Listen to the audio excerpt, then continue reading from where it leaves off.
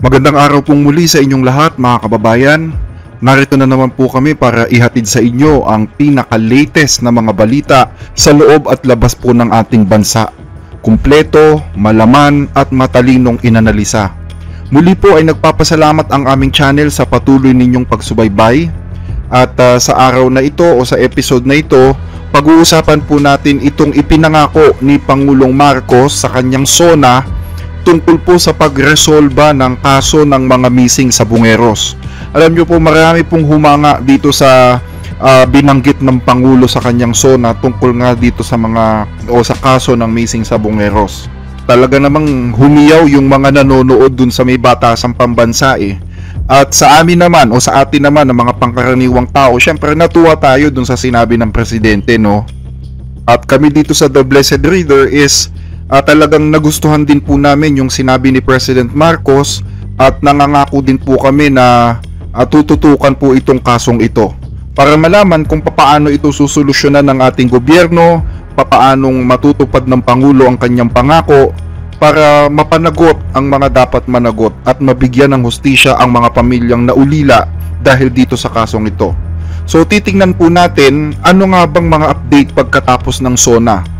Kumilos na ba ang mga ahensya ng gobyerno? Ano na bang development sa kaso? Ano ang mga marching orders ng Pangulo at paano kikilusan ito ng mga ahensyang involved? So dyan lang po kayo at ihatid namin sa inyo ng kumpleto ang mga update tungkol sa kasong ito.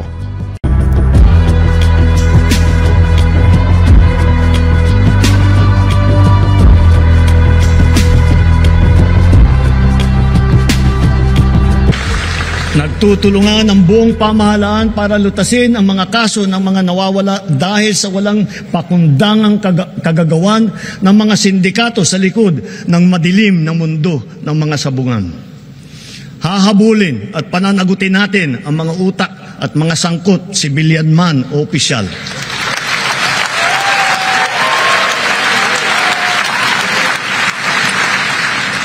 Kahit malakas, mabigat o mayaman, hindi sila mangingibabaw sa batas. Higit sa lahat, ipararamdam natin sa mga salarin ang bigat ng parusa sa karumal-dumal na krimen ng mga ito.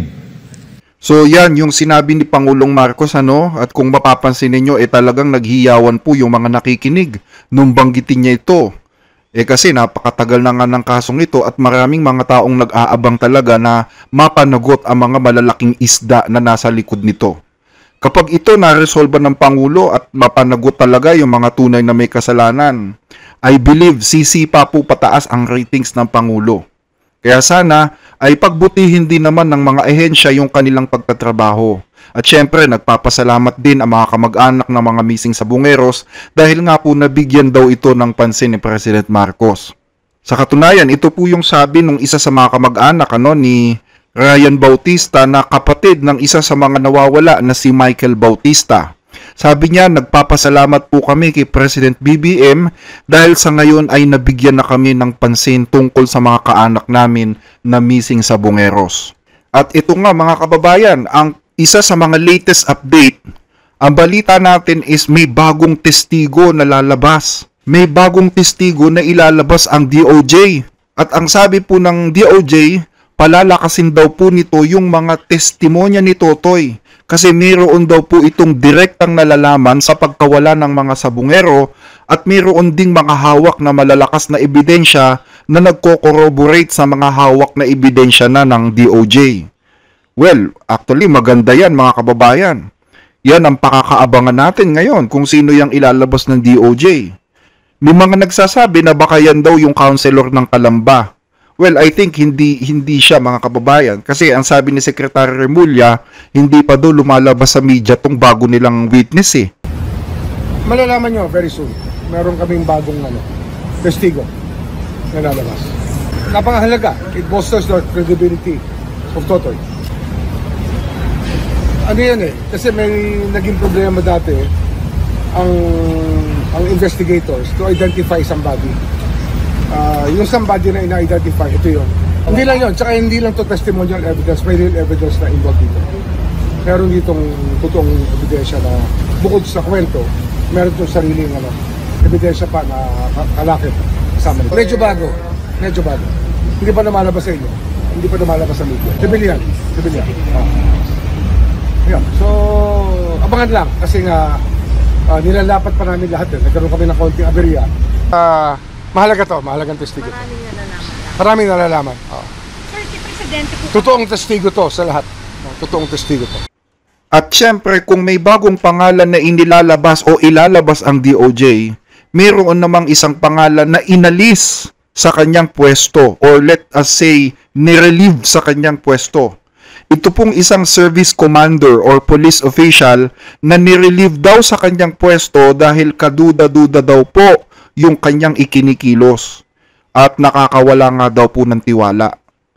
Hindi po binanggit ni Secretary Remulla yung pangalan, pero kung matatandaan ninyo mga kababayan, mayroong inilabas na balita ang GMA News tungkol sa isang kamag-anak ng mga sabungero na nagsumbong daw sa DOJ tungkol sa isang pulis na humahawak sa kaso, sa isang high-ranking official na humahawak sa kaso. At nagsumbong po siya sa DOJ dahil gusto daw nitong official na ito nakasuhan si alias Totoy. So nagtataka ngayon itong mga kamag-anak bakit kakasuhan yung whistleblower, yung kanilang prime witness. Eto, pakinggan natin yung balita, Iniimbestigahan na ng Justice Department ang sumbong ng ilang kaanak ng missing sabongeros na gusto ng ilang nagpakilalang pulis CIDG na kasuhan nila si Don Patidongan. Pinadidiin pa siya bilang mastermind sa kaso. Takang-taka ang ilang kaanak ng mga nawawalang sabongero sa inilapit umano sa kanila ng mga nagpakilalang pulis CIDG.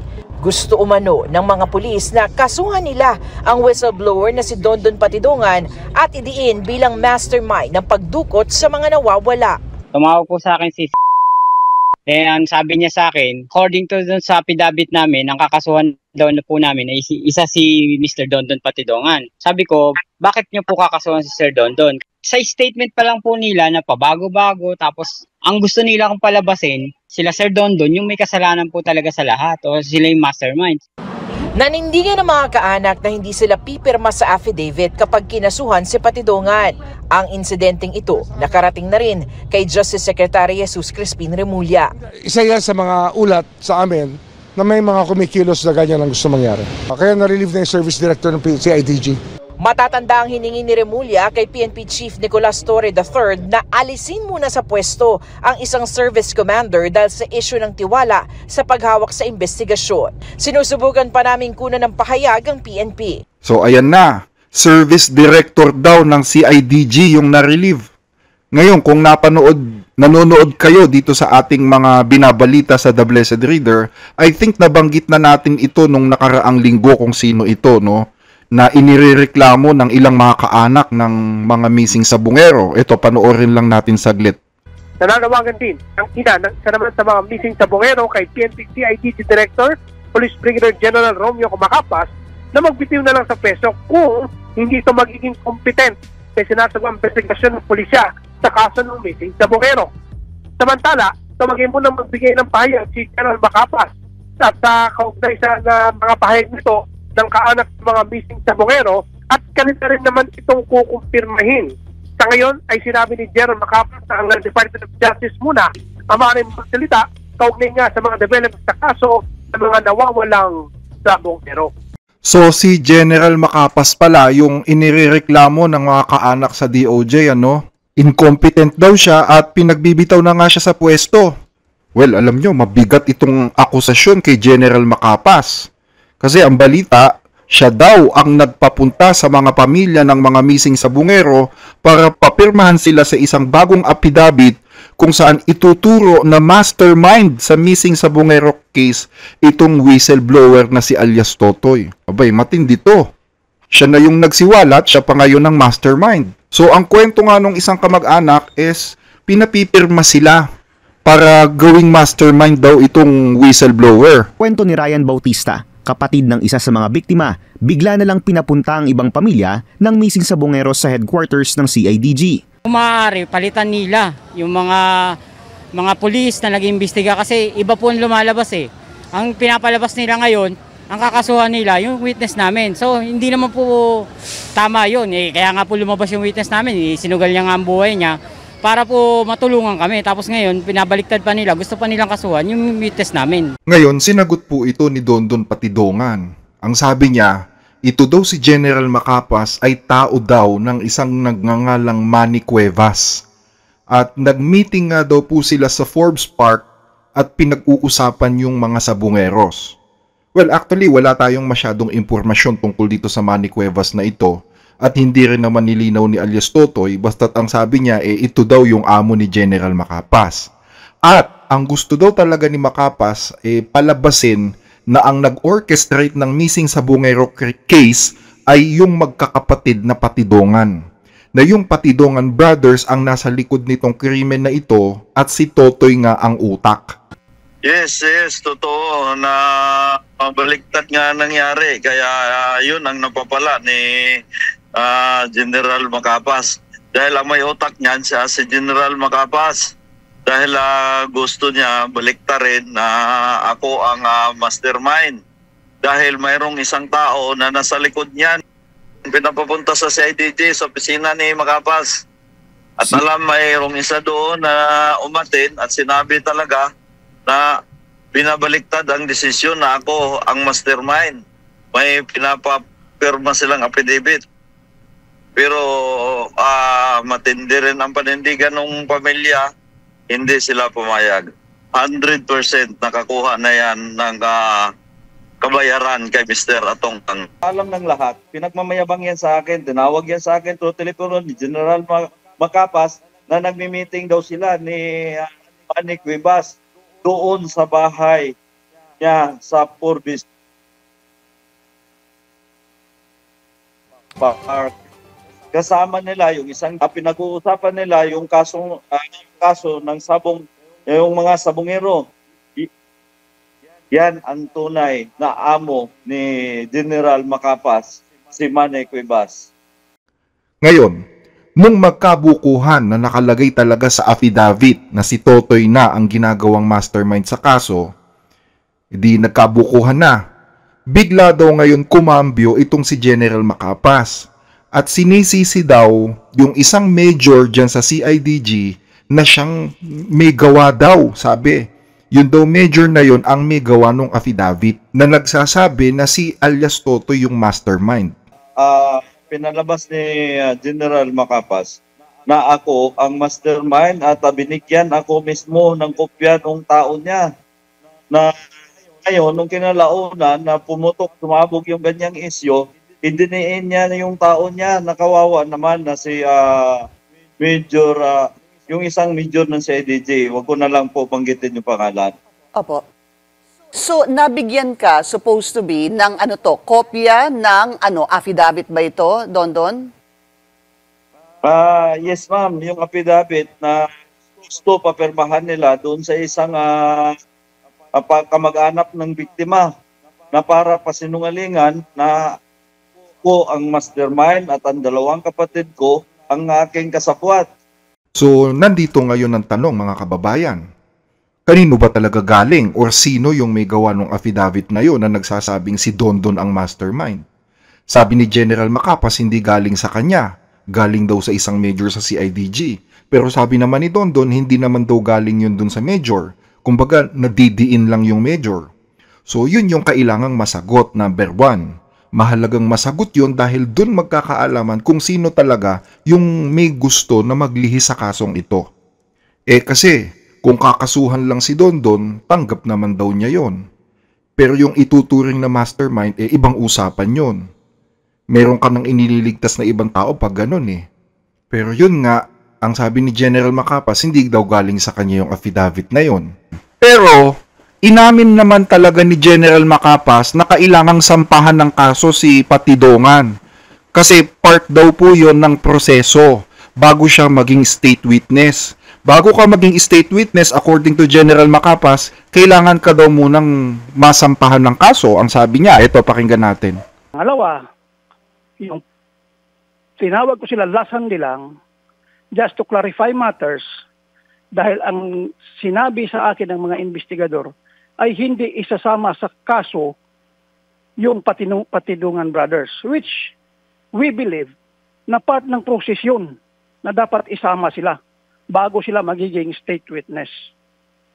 So, wala akong kinausap na pamilya or sino man na papirmahin sila ng affidavit kung ano-ano man. Ang sa akin, sabi ko sa kanila, dapat hustisya para sa lahat, para sa kanila. Ma'am, it is up to the DOJ kasi ini-explain na yan sa kanila na part ng proseso yun.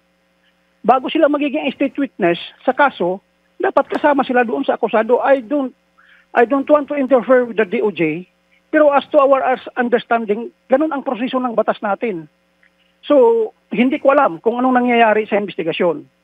Isa lang ang masasabi ko dyan, ginawa namin lahat ang trabaho namin, ginawa namin mabilis ang trabaho namin. Along the way, siguro mayroong hindi lang na ipaliwanag sa kanila ng husto na prosecution yung mag-ask sa court na i-discharge ito as suspects and gagawin silang state witness. Ganun ang proseso ng batas natin po. Yan narinig nyo, part daw ng pagiging state witness ayon sa batas ng Pilipinas na ikaw ay makasuhan muna. Kailangang maging akusado ka bago ka maging state witness as per General Macapas. Ngayon, baka magtanong kayo, what is the possible reason kung bakit kailangang kasuhan si Patidongan? Bakit siya kakasuhan? Well, ang sabi ni General Macapas, dahil kapatid pala daw ni Dondon yung ilang mga individual na nag-withdraw ng pera ng isang sabungero. Di ba nga mayroon tayong inilabas o may pinalabas tayong isang CCTV footage or video na ninakawan yung ATM ng isa sa mga sabungero. So natuklasan daw ng CIDG na kapatid pala ni Patidongan yung mga nagnakaw ng pera, yung mga nag-withdraw na yan. Ngayon, ang sabi ni Colonel Randy Silvio, kung mahuhuli daw itong taong ito daw ang makakapagbigay ng linaw sa kaso. Kung ma-identify po natin itong nag-withdraw sa ATM, siya po ang magbibigay liwanag dito sa investigasyon na to kung bakit po napunta sa kanya yung ATM ng isang biktima. So ito ngayon yung naging guide ni General Macapas sa pag-iimbestiga. Hinanap nila yung tao gaya ng advice ni Colonel Silvio. At alam nyo kung saan nila nakita. Nasa abroad.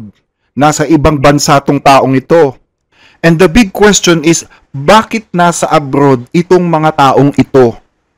Ayaw pa ngang sabihin ni General Macapas kung sang bansa nandun yung mga taong ito eh. Pero nadulas din siya later on, nabanggit niya na nasa Cambodia nga daw. In fact, yung mga kapatid niya kinuha ko sa Cambodia.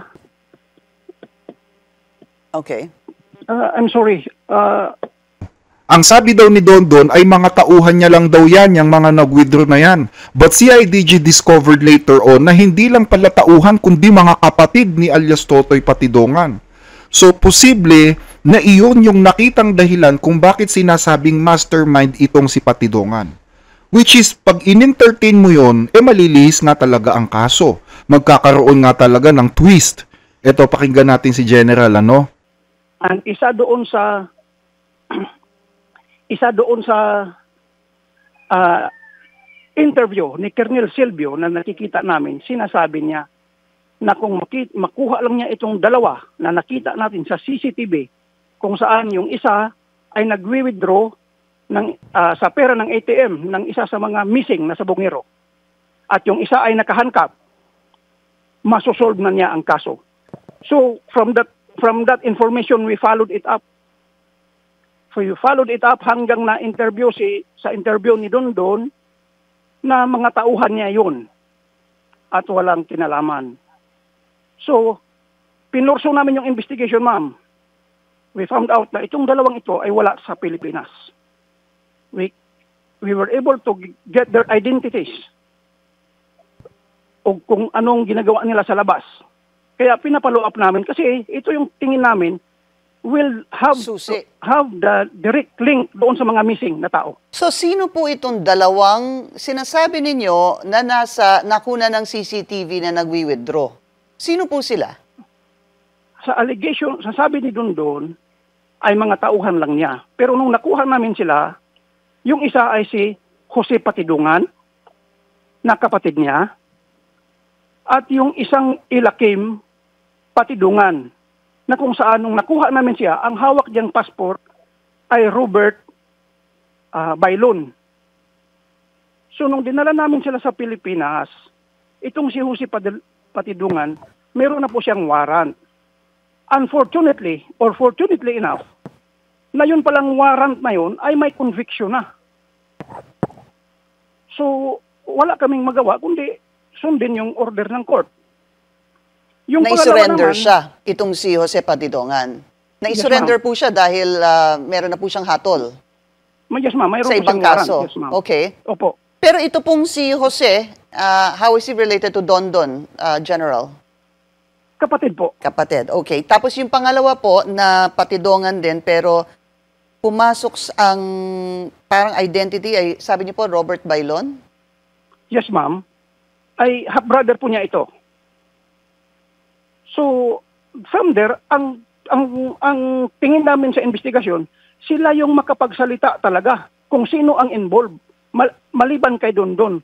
Kasi sila, mayroon tayong direct link doon sa mga missing na tao. And what did they say, sir? General, what did Jose Patidongan say at ito pong alias Robert Bailon? Actually, ma'am, hindi ko na sila nakausap pagdating sa Pilipinas.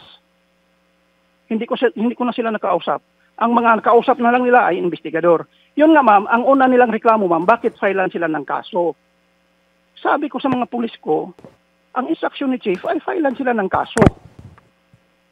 Eh, bakit tayo susuway doon? Utos ni Chief yun. Chief PNP. General, kailan po sila, sabi niyo kasi nakuha namin sila. Hindi ho ba yun ang mga salita ninyo? Ibig sabihin, nakuha, you were able to bring them back, tama ho ba, to the Philippines from where?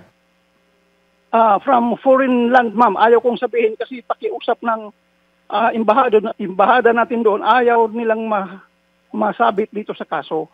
Ayaw nilang malabas, kumbaga, kasi delikado ang area. So, anyway, is it in Asia, sir? Okay, yes, so, ma'am. Okay. Nandito lang sa Asia. Okay, so nakuha niyo po, kailan niyo po, yes, kailan niyo po ito nakuha at naibalik sa Pilipinas, these two individuals, sir? Nakuha namin, ma'am, July 19.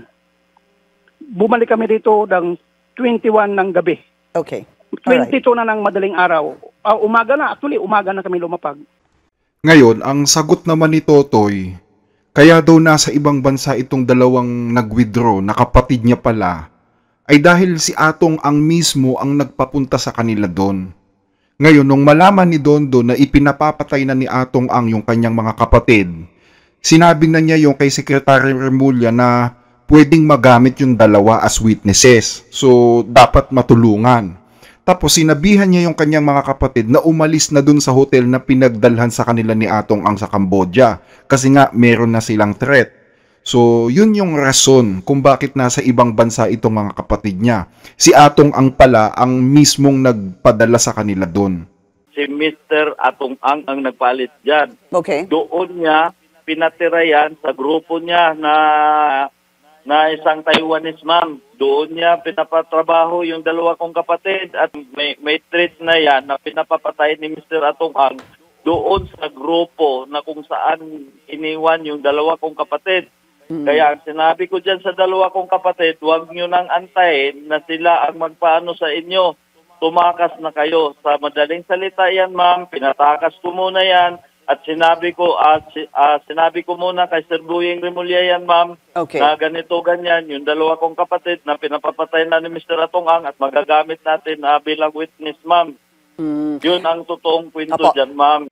Ngayon, ang alam ni Totoy, mga NBI ang kukuha sa mga kapatid niya sa Cambodia pabalik sa Pilipinas para nga maging witness.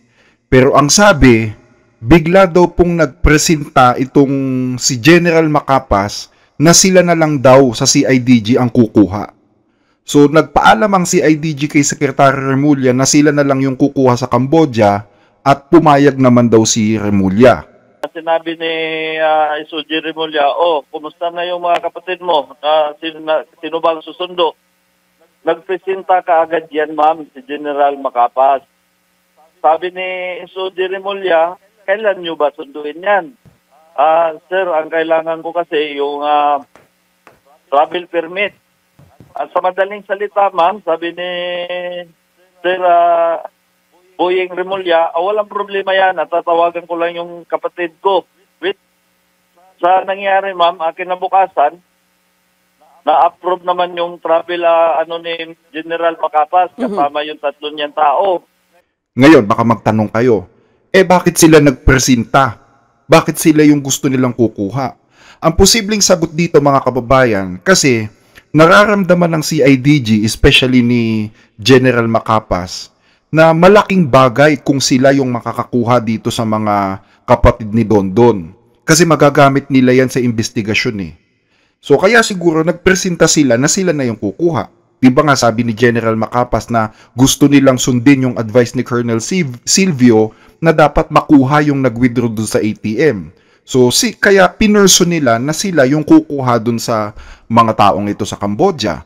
So dito mga kababayan, kung iintindihin ninyo si General Macapas, alam nyo sa kabilang banda meron din naman siyang katwiran eh. May tama rin naman dun sa mga sinasabi niya eh. Kung tinatanggi ni General Macapas na siya yung nagsabi na si Totoy ang mastermind, wala na tayong magagawa doon, itinanggi na niya eh. Pero maliban doon, parang may punto din naman si General Macapas sa ibang bagay eh. Kasi, nagiging missing link o lumalabas na missing link ngayon itong 2 taong ito na nasa ibang bansa na sinasabing nag-withdraw daw ng pera. Kasi unang tanong, bakit sila nasa ibang bansa? 'Di ba? Pangalawang tanong, bakit sinasabi ni Dondon na tauhan lang sila, which is as a matter of fact is kapatid pala.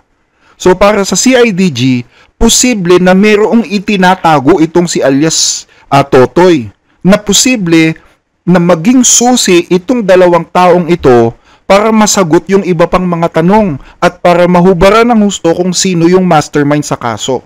Pero sa kabilang banda, maiintindihan mo rin naman si alias Dondon kung magagalit siya kapag kinasuhan itong mga to, including him. Kasi syempre, kapatid niya tong 2 ito. Sino ba naman tao na kapatid mo, ilalaglag mo, di ba? Although yun yung dapat gawin, pero usually, poprotektahan mo yan para hanggat maaari, huwag silang makalagkad kasi kapatid mo nga.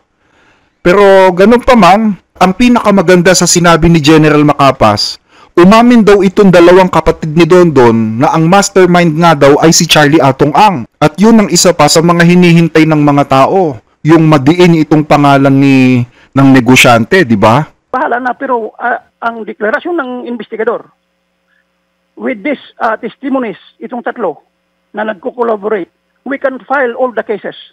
So para sa mata namin, ma'am, masolve namin yung krimen ng Sabongero. Opo. And General, and if you were parang airtight ang sinasabi nyo with ang sinasabi ng investigators that you can file a case.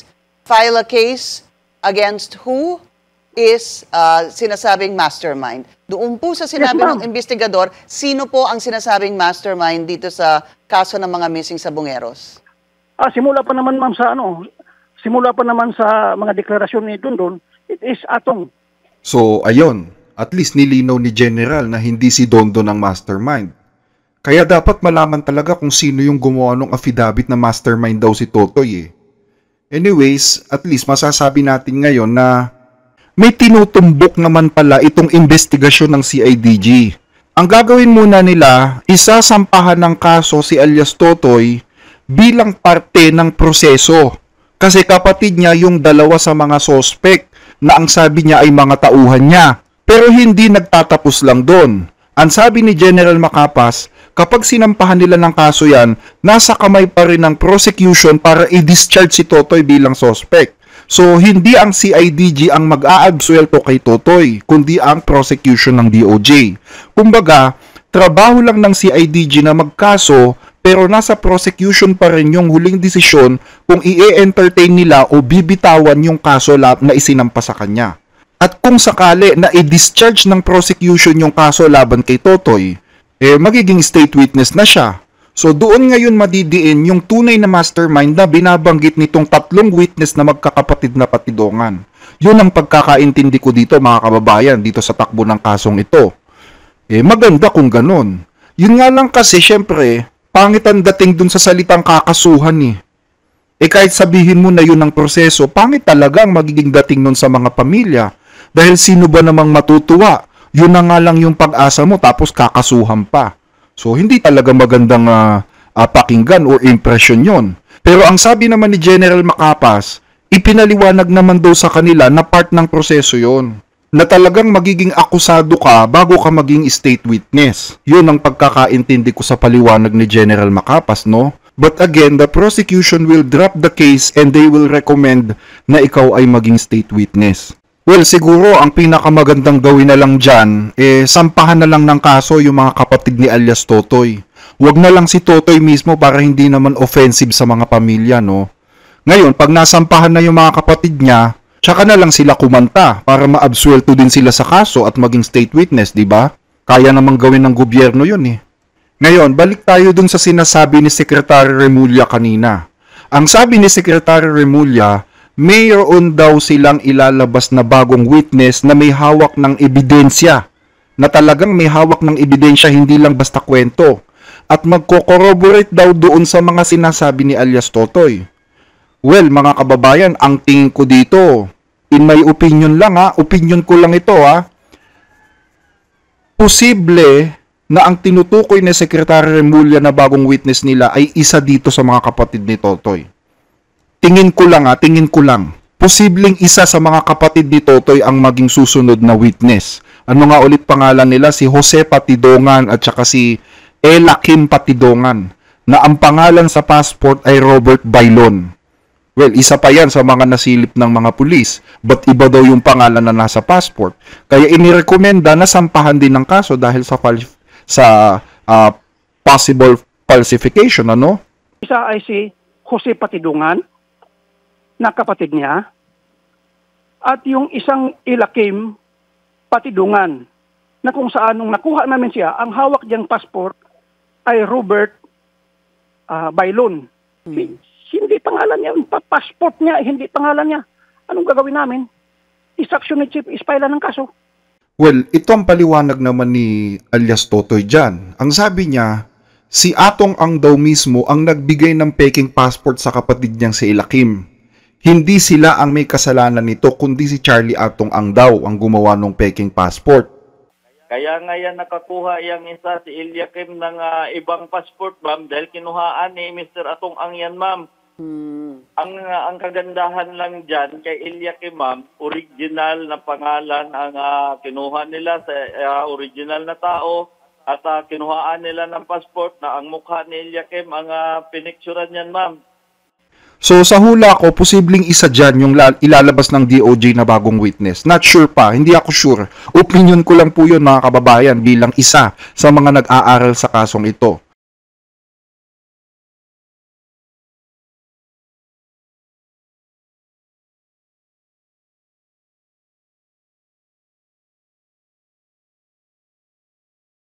So, yung isang kapatid mo nasa iyo na, no? Siya ba ang magiging, yung sinasabi ni SOJ, ni Secretary Remulla na witness dito sa kasong ito? Yes, ma'am. Itong dalawa na to, ma'am. Okay. Itong dalawa. So, if we will try to understand both parties, maiintindihan natin kung saan sila humuhugot. Iintindihan natin si alias Totoy, naiintindihan din natin si General Macapas. Isang nagpoprotekta sa mga kapatid niya, ayaw niyang makasuhan siya at yung kanyang mga kapatid kasi nga magte-testify sila laban sa tunay na mastermind tapos kakasuhan pa, no? At isang ginagawa lang yung tungkulin niya. Kasi sabi ni General, inutos lang naman daw sa kanya na sampahan ng kaso tong Patidongan brothers eh. Anong gagawin namin? Isaksyon ni Chief, ispailan ng kaso. What happens Bakit now? sa akin siya magsama ng loob? So, I think hindi lang sila nagkakaintindihan. Unless na lang siguro kung mapatunayan na gusto talagang palabasin ni General Macapas na mastermind si Totoy, ibang usapan na yon. Pero minus that, posible na hindi lang sila nagkakaintindihan. Yun ang basa ko dyan, mga kababayan. At posible din na na-relieve siya sa pwesto para, alam niyo yun, hindi na masyadong gumulo yung kaso at para ma-maintain yung tiwala ng pamilya ng mga sabungero, ng mga witness, especially ng taong bayan sa gobyerno. Kasi kung hahayaan nila si General Macapas dyan at may mga ganitong hindi pagkakaintindihan at makakasuhan si alias Totoy, baka masira yung bagay na naitayo nila. Kumbaga, baka malihis, ika nga. Imagine kung makakasuhan si alias Totoy, it will create confusion or much worse, chaos at lack of confidence or trust ng mga pamilya especially. At kasunod nga po ng pagkaka-relieve kay General Macapas, isinapubliko na rin po ng NAPOLCOM ang pangalan ng mga pulis na involved sa kaso na sinampahan nga po ni alias Totoy. Ito, pakinggan po natin. For na commission officers, start with Police Colonel Malinaw Jr. We also have the respondents, Police Lieutenant Colonel Ryan Urapa and Police Major Mark Almedilla. All others po are non-commissioned officers. So they are following Police Executive Master Sergeant Lagahit Cabillan, PCMS De La Cruz Jr., PSMS Encarnacion, PSMS Manrique, PSMS Abari, Police Staff Sergeant Andes, Police Staff Sergeant Munoz, Police Corporal Martin, and Police Staff Sergeant Fulgencio. So all those names actually were already previously mentioned na din during sa initial filing of the cases. So ayan, at ang sabi nga po ng NAPOLCOM ay may probable cause na nakita dito sa 12 mga pulis na ito. At isa nga po sa kanila ay nakasuhan ng grave neglect of duty. Pag sinabing probable cause, ibig sabihin malakas ang kaso laban sa kanila. Signifying na credible talagang witness itong si alias Totoy, ano? Kasi mismong ang gobyerno nang nagpatunay na talagang may kasalanan nga itong mga sinampahan niya ng kaso. At bukod dyan, natuklasan din po ng NAPOLCOM na itong palang mga pulis na kinasuhan, karamihan po sa kanila ay may mga dating kaso na rin talaga. Pero meron sa kanila ang nasangkot na sa iba't ibang klase ng administrative cases. Sa 12, siguro mga lampas kalahati sa kanila. At sa ngayon po ay under restrictive police custody na po itong mga nasampahan ng kaso. At ang sabi po ni Commissioner Calinisan, hindi pa daw po nagtatapos sa kanila. Dahil mayroon pa daw pong iba pang mga pangalan na iniimbestigahan din. Ngayon, kung sasampahan man ng kaso si alias Totoy ng CIDG, hindi naman daw maaapektuhan yung kasong isinampa dito sa mga pulis na to. Una, dun sa mga pangalan na nakasuhan, which I have yet to see, ongoing pa rin ang investigation sa iba pang mga pangalan at iba pang mga personalidad. So, hindi tayo humihinto dito. Meron pang mga involved na ating iniimbestigahan. So, kung nararapat na ito ay mag-progress sa panibagong kaso, then so be it. Tama lang yan para malinis itong hanay ng kapulisan. Para naman hindi laging yung malalakas na lang ang kinakampihan, di ba? Kasi sa ibang administrasyon, pinoprotektahan yung mga, kahit mga tiwaling enforcer, damay sa protection eh. Kaya yung mga tao takot na takot tuloy dahil alam nila na kahit yung mga tiwaling pulis, ipinagtatanggol ng gobyerno. So kawawa talaga. Wala silang kalaban-laban. Dapat nga, dinidepensahan ng presidente, hindi yung mga nasa kapangyarihan na kasi may kapangyarihan na yun eh. Dapat ang dinidepensahan ng presidente, yung mga mahihina at walang kalaban-laban.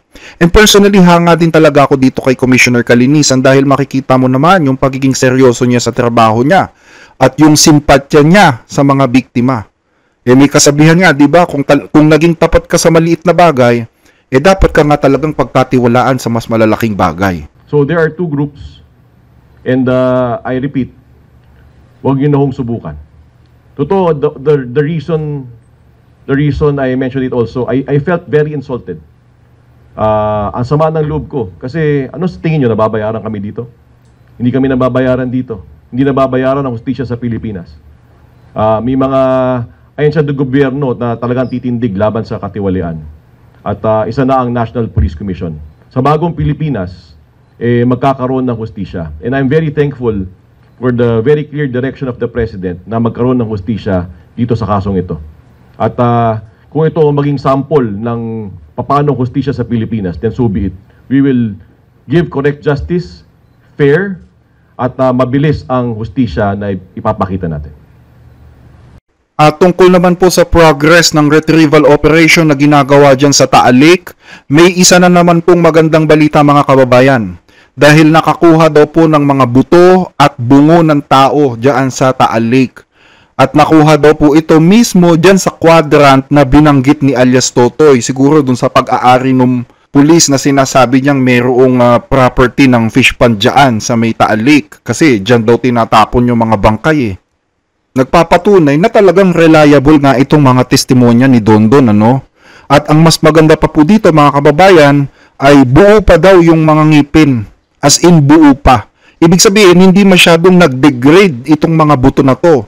Which is understandable kasi mas mabagal ang degradation ng buto sa lawa kumpara sa dagat. Mas mabagal masira ang katawan sa mga freshwater like mga lawa at saka mga ilog kumpara sa tubig alat. Kasamang bungo ng tao at mga buto. Nandun yung ngipin eh. May ngipin na kasama. May DNA rin yun eh. Kasi parang ano pa eh, buong buo pa yung nakakabit pa sa skull. So baka doon sa ngipin mismo may DNA pa. Ayan no. So bungo mismo yung nakuha. Alam nyo malaki ang maitutulong yan lalo na sa DNA testing mga kababayan. Kasi alam nyo, sa bungo, lalo na yung part ng tenga, yung malapit sa utak or yung tinatawag nilang temporal bone, yan po ay isa sa pinakamatatag na bahagi ng katawan para ma-preserve ang DNA. Tapos yung dentin, alam nyo yung dentin, yung sa loob ng ngipin, yung dentin ay makakapagbigay din yan ng viable na DNA kahit 4 na taon na yan na nasa ilalim ng tubig. Tapos yung tubig pa is fresh water, hindi tubig alat. Mas malaki ang chance na makapag-extract ng DNA dyan. Kasi alam nyo, yung tubig alat, merong asin yun.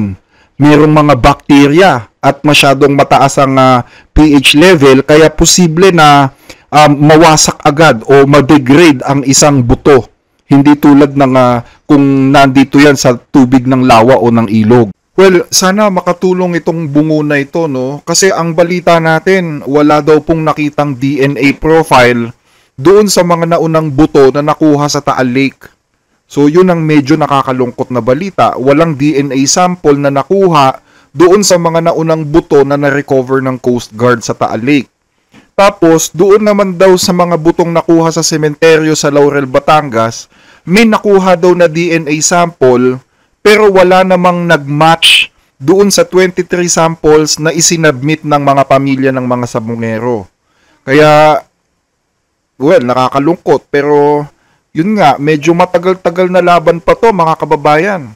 Doon po sa mga na-recover po ng mga possible human remains po doon sa Taal Lake, medyo ang challenge po doon dahil matagal na nga pong nakasubmerge ay medyo wala na po tayong na-extract po accordingly na DNA profile po doon sa matagal na pong nakasubmerge, parang contaminated na po. Yung 3 cadaver po na na-recover po sa isa sa sementeryo po sa Batangas, 3 pong DNA profiles po ang nakuha po doon, 2 lalaki po at 1 babae po. Doon sa inixium po na DNA doon po sa mga buto po doon sa sementeryo. However po ay negative po doon ang matching doon sa 23 DNA reference po doon sa mga who came forward and provided po DNA profile po. Kailangan kasi makapag-produce sila ng bangkay ng kahit isang sabungero dyan sa Taal.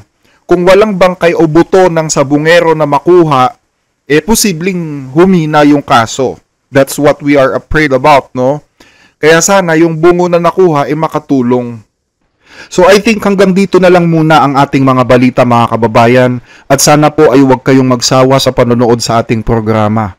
At kung nagustuhan nyo po ang ginawa nating pagtalakay sa ating episode na ito, pwede nyo pong ilike ang ating mga videos. Malaking tulong po yan sa aming mga content creator. Pwede rin po kayong mag-subscribe sa ating channel para updated kayo sa tuwing may inilalabas tayong bagong mga topics na tiyak na marami po kayong matututunan. Muli po ay maraming salamat sa inyong panonood at magandang araw po sa inyong lahat.